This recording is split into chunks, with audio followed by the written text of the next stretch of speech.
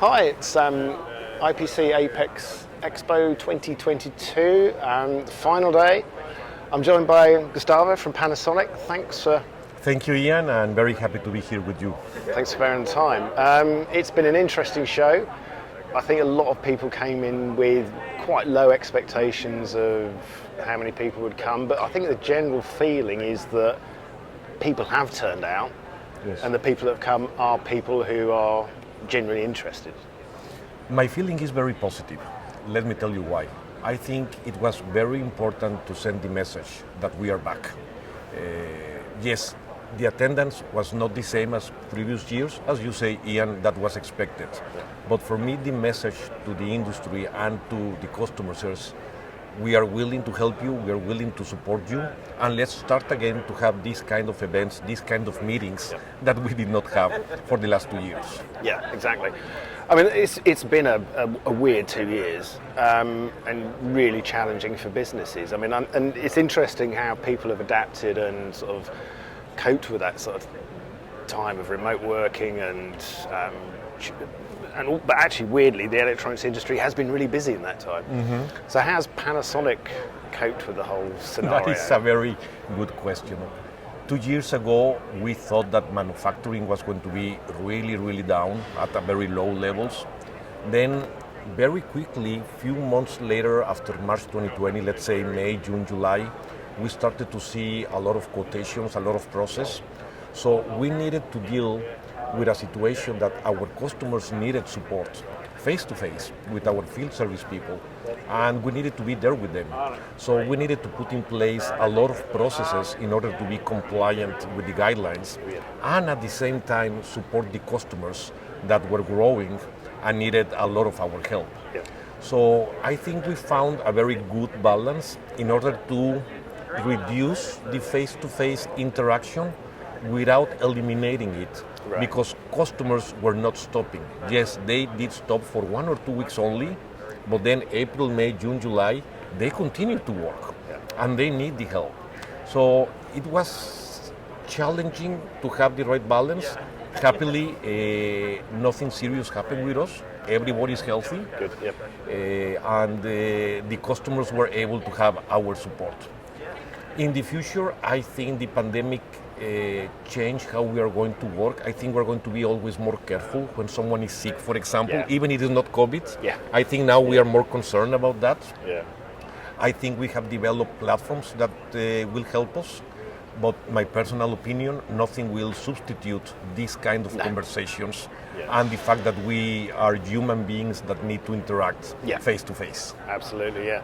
And it's all those, like you say, it's all those actual conversations around issues, not the actual, you can solve a problem or whatever, but it's those conversations we have around it that allow people to network and find out more. And actually, it's also finding out what the competition is doing, isn't it? And what colleagues are doing, collaborators doing. You know, that's how that's what keeps the industry going, isn't it? And that is what I like about these events and the fact that it is now face-to-face. Last year was online, very different. Yeah. I mean, yes, you are seeing some videos, you can see what the market is doing, the competition is doing, but it is not the same to have a discussion face-to-face.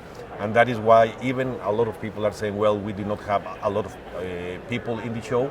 I think the number was good with the conditions we have. Yep. And I can tell you that I had a lot of quality meetings. Good. And I had time to spend quality time with 6, 7, 8 customers. And very good conversations that without the show that would have been impossible. Good. And I guess through those 2 years, R&D and development has carried on as normal at Panasonic.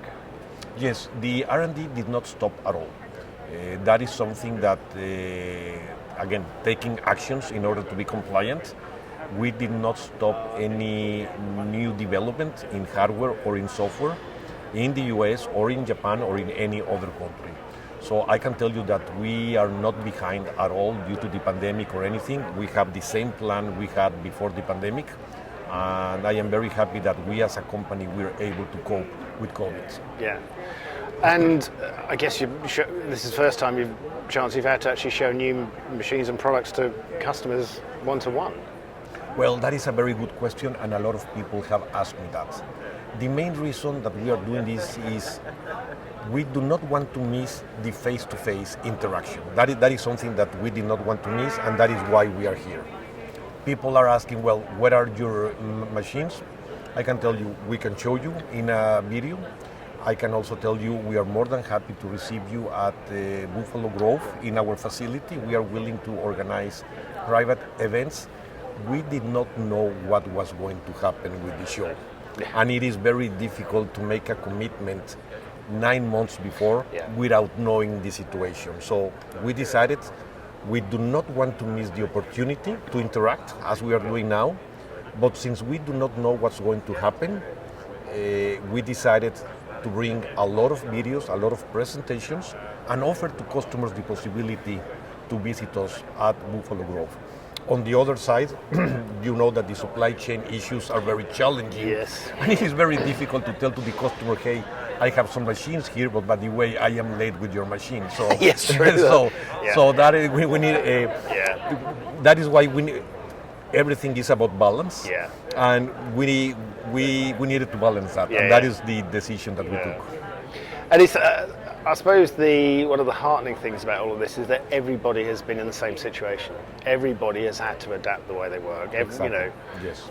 Whichever end of the spectrum, from suppliers, manufacturers through to OEMs, everyone has had to adapt the way they work. I think the actions among companies were very similar. I cannot say that they were exactly the same, but companies in this industry, they also need to support their customers, and their customers are also working 24/7. Yeah. So it is difficult to think that what they did was significantly different. Of course, there were some differences, but the whole industry is doing very well due to a lot of reasons, but manufacturing is growing a lot. We foresee manufacturing growing a lot in the years to come, and we suspect that the migration from Asia to the US for different reasons will continue in the years to come. Yeah. So for the new generations that are starting their career, I think manufacturing will offer a lot of opportunities because the industry will grow, and practically they will be able to, as we say, pick and place in our machines. Yeah. They will be able to pick what they want to do and where they want to do it. Yeah. Yeah, I think the future is quite rosy actually for the industry, isn't it? I think it is, and